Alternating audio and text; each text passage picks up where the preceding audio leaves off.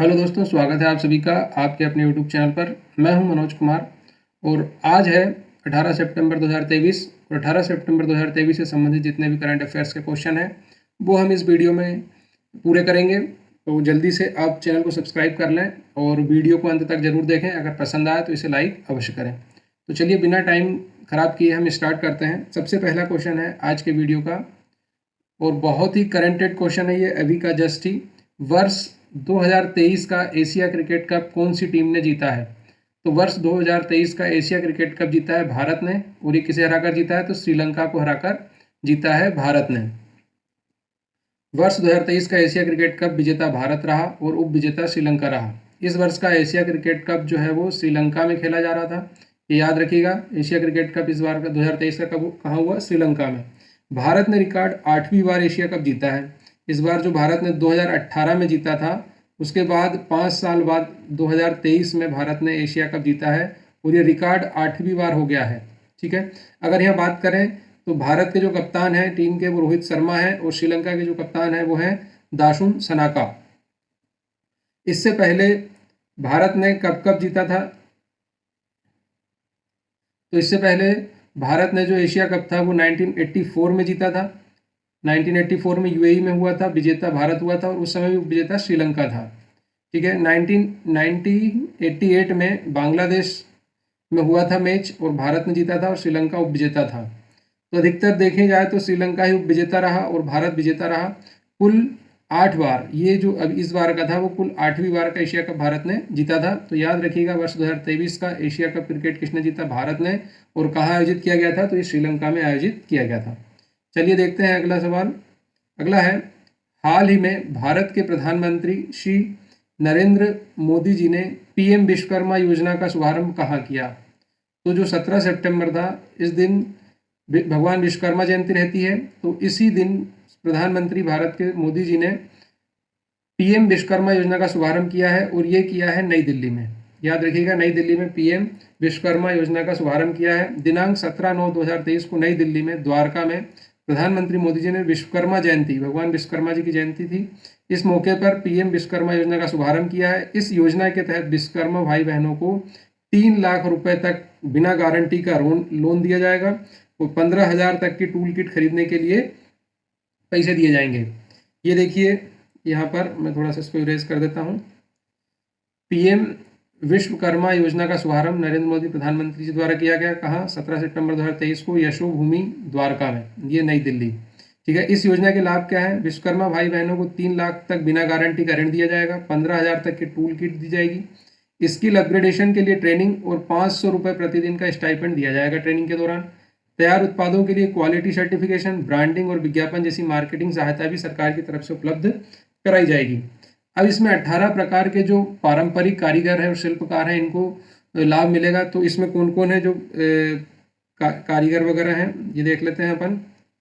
तो यहाँ पर सुतार, बढ़ई, नाव निर्माता, अस्त्रकार, लोहे का काम करने वाले यानी लोहार, टोकरी, चटाई, झाड़ू बनाने वाले, गुड़िया और खिलौना निर्माता, पारंपरिक, सुनार, कुम्हार, जूते बनाने वाले, हथौड़ा और टूल किट निर्माता, ताला बनाने वाले, मूर्तिकार, पत्थर तराशने वाले, पत्थर तोड़ने वाले, राजमिस्त्री, बाल काटने वाले, मालाकार, कपड़े धोने वाले, दर्जी और मछली पकड़ने का जाल बनाने वाले। इस प्रकार के टोटल 18 प्रकार के जो पारंपरिक कार्य करने वाले लोग हैं उनको इस योजना का लाभ मिलेगा, जिसका नाम है पीएम विश्वकर्मा योजना। चलिए अगला सवाल देखते हैं। क्वेश्चन नंबर 3 है, हाल ही में किस राज्य में लाडली बहना आवास योजना का शुभारंभ किया गया है?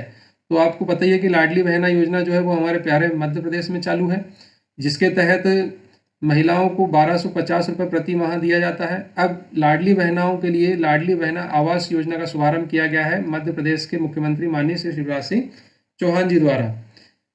इस योजना की पात्रता क्या क्या होंगी कि कौन कौन को इसका लाभ मिलेगा, किस कैटेगरी के लोगों को इसका लाभ होगा, इसकी ये पात्रता की कुछ शर्तें दी हैं। तो इसमें ये है, प्रधानमंत्री आवास योजना ग्रामीण के आवास प्लस ए पोर्टल पर पंजीकृत 3,78,662 परिवार जो भारत सरकार के MIS पोर्टल पर स्वतः रिजेक्ट हो गए हैं, इन जो MIS पोर्टल पर दर्ज होने से छूटे एवं चिन्हित टोटल 97,000 परिवारों को इसका लाभ मिलेगा। वे परिवार जो 2011 की जनगणना एवं आवास प्लस सूची में शामिल नहीं हो पाए हैं तथा उन्हें राज्य या केंद्र किसी भी आवास योजना का लाभ नहीं मिला है, ऐसे लोगों का इसका लाभ मिलेगा। और जिनके पास पक्की छत वाला मकान ना हो और कच्चा मकान हो तो 2 कमरे से अधिक का ना हो, ऐसे लोगों को इसका लाभ मिलेगा। जिनकी मासिक आय 12,000 से अधिक ना हो, चौपहिया वाहन ना हो, परिवार में कोई शासकीय सेवा या आयकर दाता में ना हो और सिंचित भूमि 2.5 एकड़ तथा असिंचित भूमि 5 एकड़ से अधिक ना हो, ऐसे लोगों को लाडली बहना आवास योजना का लाभ दिया जाएगा। तो ये याद रखिएगा, लाडली बहना आवास योजना मध्य प्रदेश में शुरू की गई है और इसका लाभ किन किन लोगों को दिया जाएगा। अगला सवाल है, क्वेश्चन नंबर 4 है, वरुण किन देशों के जहाजों के बीच द्विपक्षीय अभ्यास है? वरुण जो अभ्यास है नौसेना का, ये किन 2 देशों के बीच अभ्यास होता है? तो ये होता है भारत और फ्रांस के बीच। भारत और फ्रांस के बीच वरुण नाम का द्विपक्षीय युद्धाभ्यास होता है। भारतीय और फ्रांसीसी नौसेना के बीच वरुण द्विपक्षीय अभ्यास के 21वें संस्करण, अभी तक टोटल 20 हो चुके हैं, ये 21वां संस्करण था, का दूसरा चरण अरब सागर में आयोजित किया गया। इस अभ्यास में दोनों पक्षों के निर्देशित मिसाइल, फ्रिगेट, टैंकर, समुद्री गश्ती विमान और अभिन्न हेलीकॉप्टरों की भागीदारी देखी गई। वरुण 2023 का जो पहला चरण था वो भारत के पश्चिमी समुद्री तट पर आयोजित किया गया था और जो दूसरा चरण है वो कहाँ किया गया है? अरब सागर। तो याद रखिएगा, वरुण जो युद्धाभ्यास है नौसेना का है और ये किन किन के बीच में है? भारत और फ्रांस के बीच में है। इस चित्र को देख के आपको याद रहेगा कि ये नौसेना का युद्धाभ्यास है वरुण। और वैसे भी आप जानते हैं कि वरुण को हम रिलेट करते हैं वरुण देव को पानी से या जल से। तो वरुण युद्धाभ्यास कहाँ होगा? वाटर में, और वाटर कहाँ होता है? समुद्र में। तो ये नौसेना का युद्धाभ्यास होगा। चलिए देखते हैं अगला सवाल। क्वेश्चन नंबर 5 है, किस भारतीय टेनिस खिलाड़ी ने यूएस ओपन युगल फाइनल में उपविजेता ट्रॉफी जीती है? तो ये जीती है रोहन बोपन्ना एवं मैथ्यू एबडेन की जोड़ी ने। रोहन बोपन्ना मैथ्यू एबडेन की जोड़ी ने यूएस ओपन में दूसरा, मतलब उपविजेता रहे, ये विजेता नहीं रहे हैं। विजेता कौन रहे हैं? विजेता रहे यूएस ओपन युगल चैंपियनशिप राजीव राम और जो सेलिसवरी, ये दोनों विजेता रहे हैं। और रोहन बोपन्ना और मैथ्यू एबडेन क्या रहे हैं? यूएस ओपन के फाइनल में सेकंड नंबर पे आए, ये उप विजेता रहे हैं। ठीक है, आपको पता ही है ये दिख रहा है रोहन बोपन्ना भारत के, ठीक है, और ये है मैथ्यू एब्ड। रोहन बोपन्ना की एज 43 ईयर है। 43 ईयर में भी रोहन बोपन्ना टेनिस खेल रहे हैं, ये बहुत बड़ी उपलब्धि है। तो इनको यूएस ओपन का उप विजेता घोषित किया गया है। चलिए अगला सवाल देखते हैं, क्वेश्चन नंबर 6, भारत ने हाल ही में किस देश के साथ गठित रणनीति साझेदारी परिषद SPC स्ट्रेटेजिक पॉलिसी काउंसिल की बैठक आयोजित की है? तो ये की है सऊदी अरब के साथ। ठीक है, सऊदी अरब के क्राउन प्रिंस मोहम्मद बिन सलमान और भारत के प्रधानमंत्री नरेंद्र मोदी ने ऐतिहासिक शिखर सम्मेलन आयोजित किया, जिसमें भारत सऊदी अरब रणनीतिक साझेदारी परिषद की पहली बैठक हुई। ये G20 समिट के दौरान हुई थी ये बैठक। ठीक है,